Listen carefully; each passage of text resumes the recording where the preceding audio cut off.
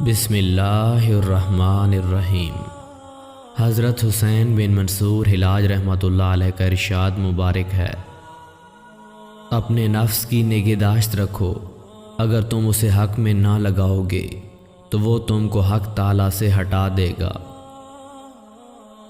خدا کی پناہ کہ میں خدا یا نبوت کا دعویٰ کروں، میں تو اللہ تعالیٰ کا ایک نیک بندہ ہوں، اس کی عبادت کرتا، نماز روزہ اور نیک کام کی کثرت کرتا ہوں، اس کے علاوہ کچھ نہیں کرتا۔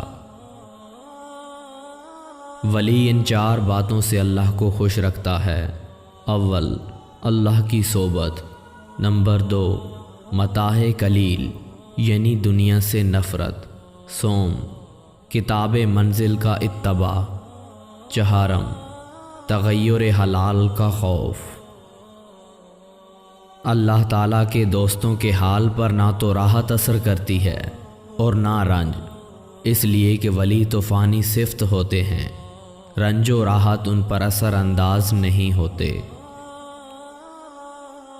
خیال حق ایسی چیز ہے جس کی کوئی چیز برابری نہیں کر سکتی۔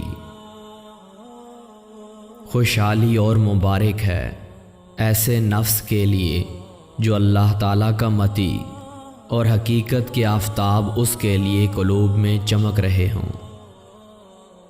حق تعالیٰ کے ساتھ رہو، جیسا اس نے واجب کیا ہے اس کے فرائض ادا کرتے رہو، اس سے اللہ تعالیٰ کی محبت تم کو حاصل ہوگی۔